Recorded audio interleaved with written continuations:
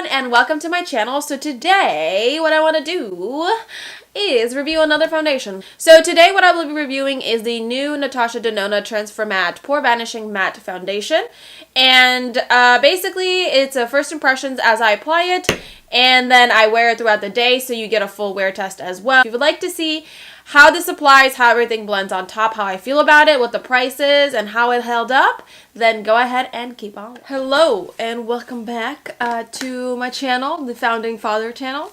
As you can tell, I'm looking super cute with my ponytail. So as you know from the intro, today I will be reviewing the Natasha Denona Transformatte Pore Vanishing Matte Foundation. And I got this in the shade 27 WY Light, so this is a warm yellow. This is what the foundation looks like inside.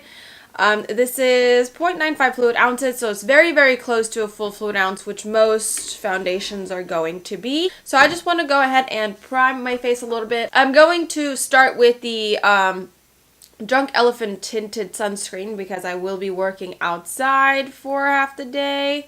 And then I will be priming my face with the Tatcha Silk Canvas like I usually do. So we'll be applying this foundation with a beauty blender, just how I would normally apply. And I'm going to do, once this runs, 1, 2, I'm going to start with 2 pumps and go from there. So the color should be good on me. Oh, it feels like very thin and light. This is not tested on animals. It's paraben free.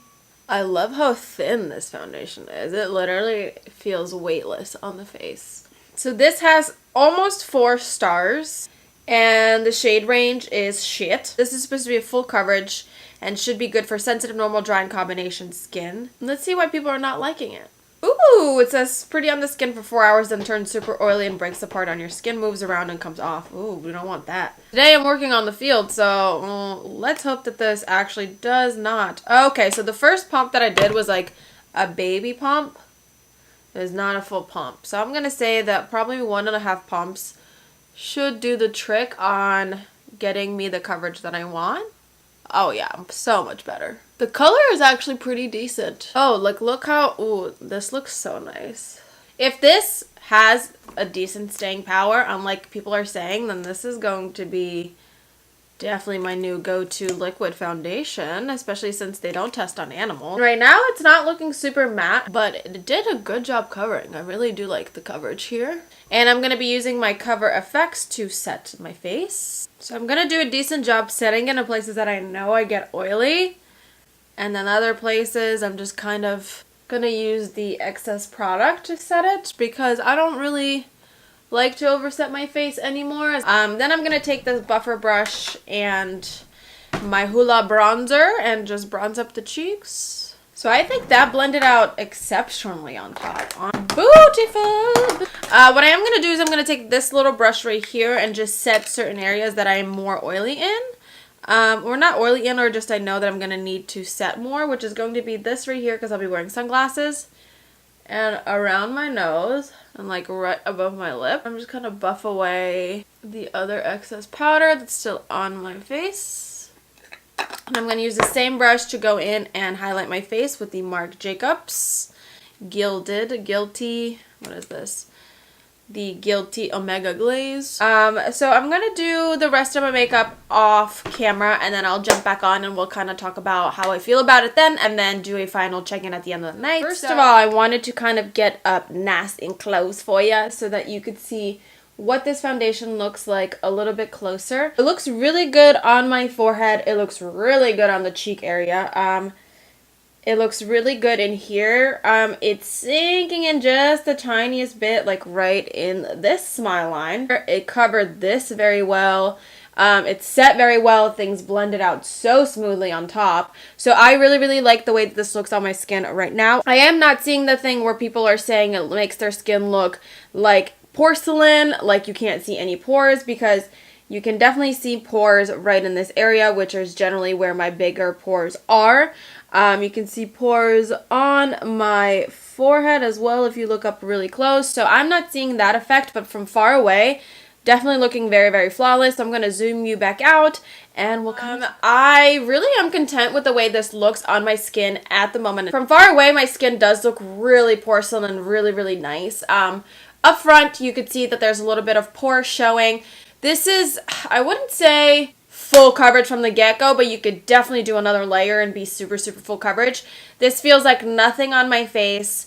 It blended out so beautifully. It's such a nice thin formula. It kind of almost reminds me of the Estee Lauder foundation. I do like how it feels. I do like how it looks.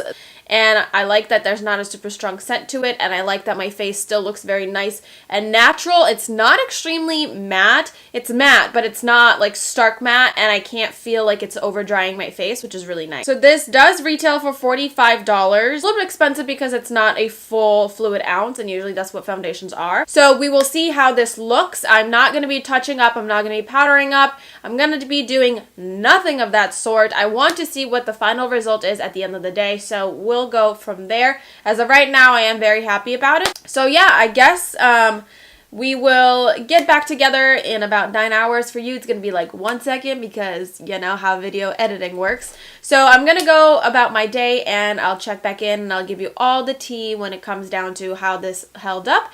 And we'll go from there. Yeah, so I'll see you. Hi everyone, I am back. Right now it's about 6 o'clock. I just got back from work and I decided to do a check-in because pretty soon I'm going to be washing my face off. So I'm looking at it in the mirror right here and you know, it's not looking bad at all. Obviously, like, the lipstick's messed up. But it didn't sink in any more into my fine lines right here. It stayed on pretty well everywhere. It didn't, like, bunch up in any areas. Now, is this the best foundation that I've ever had? No. I did see that some of it's, like, gone from right here. But that's because I was at work and I was kind of, like, setting my hand on my face.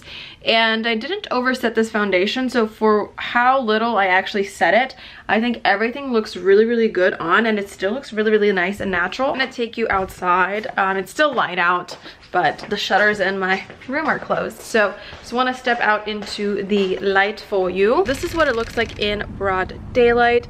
I think it still looks really good and really nice, and I'm really happy about the way that it looks. There's people driving by. Ha ha ha.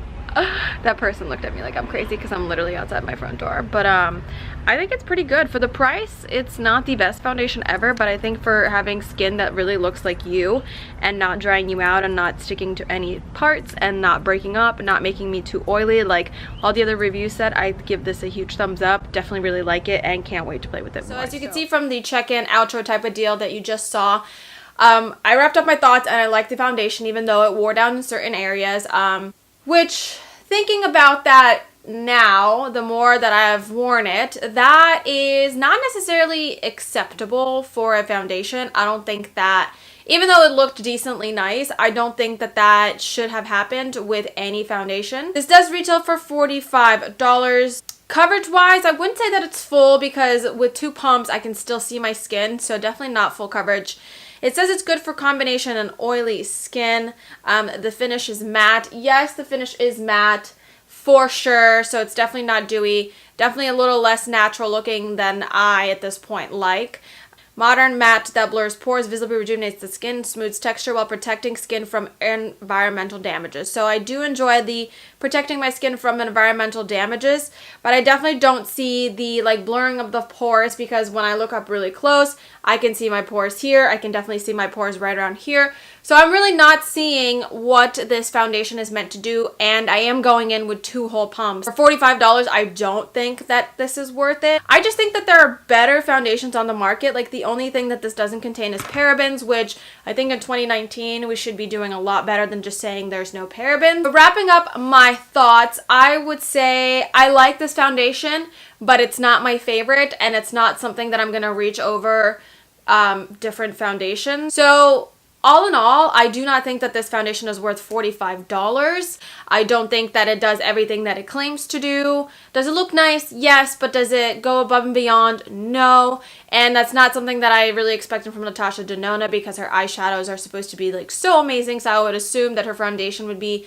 so amazing as well. I definitely really enjoyed the Beauty Blender foundation way more than this. It held up way better. I think that there are better foundations to spend your hard-earned money on. That is all that I have to say. Thank you so much for watching, and I'll see you in the next one.